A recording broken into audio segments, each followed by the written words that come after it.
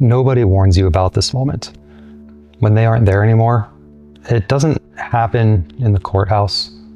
It's not at the funeral. It's also not the first holiday alone. It's the Tuesday afternoon, months later, when you're standing in the grocery store like you've done every single week, and you pick up that carton of lactose-free milk, or you flip over a package to see if there's gluten or dairy or some other allergen in there, only to realize you don't have to do that anymore. And that's when it hits you all over again.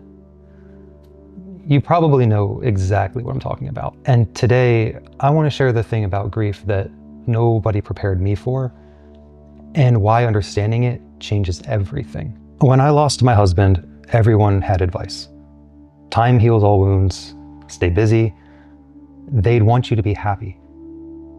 They meant well, but that wasn't what I was ready to hear. That's from a DM sent to me by Nancy. She tragically lost her husband to a car accident earlier this year. In her message, she talked about her journey in the months following her loss. It was filled with a lot of words that meant well, but not what we need to hear when we're grieving. The thing that no one tells you is that grief isn't a straight line. It's not 5 stages that you check off like a to-do list.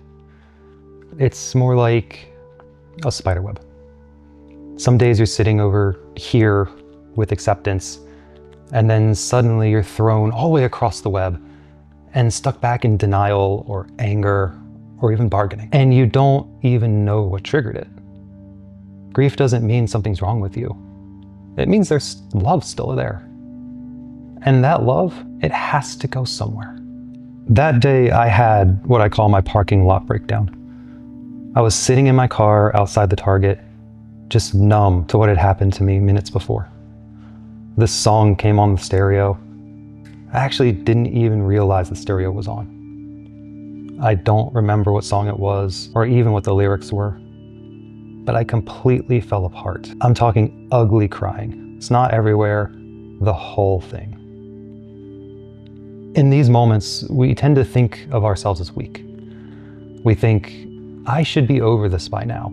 What is wrong with me? But the truth, I wish someone had told me on my journey, is that there is no over it. There's only moving through it. And through it looks different to different people every single day. Some days through it means just getting out of bed and brushing your teeth, and that's enough. Other days through it means laughing at a joke or not feeling guilty about it.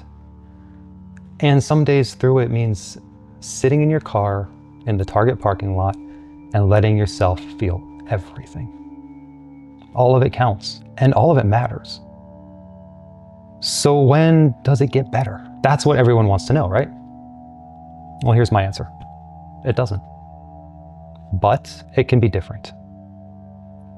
Parts of you will never stop missing them. You might not stop wishing things were different, but slowly, and I mean slowly, you start to build a new relationship with your grief. Instead of it being this monster that controls you, it becomes a companion, a reminder of how deeply you loved, even if you didn't show it when you had the chance. Something I started doing that helped was every time the wave hit, instead of fighting it, I would ask myself, what does this grief need right now? Sometimes it needed me to cry. Sometimes it needed me to talk to someone. Sometimes it needed me to go for a walk. And sometimes, and this is the one that really surprised me, it needed me to do something that brought me joy. Because honoring those memories doesn't mean punishing yourself for forever. The people we love don't want us to stop living. They want us to keep going, carrying their love on with us. They may not have the right words or even give you the right support, but they do want to see you keep going. If you feel like you're drowning right now, here's something I want you to know. 1, stop comparing your grief to anyone else's timeline. Your journey is yours, period, full stop. 2, find one person, just one, who lets you talk about your grief without trying to fix you. Someone who can sit in the mess with you and just listen. 3, give yourself permission to feel contradictory things at the same time. You can be sad and grateful, angry and at peace, broken and healing.